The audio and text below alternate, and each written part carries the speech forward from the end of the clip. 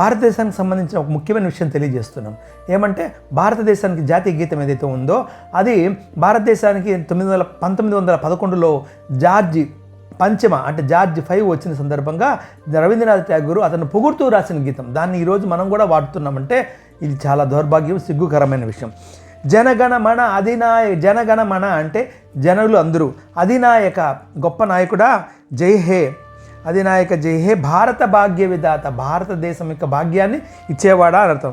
పంజాబ, సింధు, గుజరాత్, మరాఠా, ద్రావిడ, ఉత్కల, వంగ ఈ రాష్ట్రాలన్నీ తమ శుభనామమ జాహే తమరి శుభాన నామాలు తలుచుకుంటూ నామం తెలుసుకుంటూ ఉంటాయి.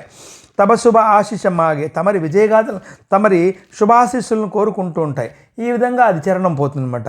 కాబట్టి జనగణ మన అధినాయక జయ హే. కాబట్టి ఇది జార్జ్ పంచమాన్ని పొగిడేటువంటి పాట. దీన్ని ఇంకా మనం పాడడం అనేది మనలో ఉన్నటువంటి అదేమంటారు బానిస బ్రతుకులను ఇంకా తెలియజేస్తున్నా.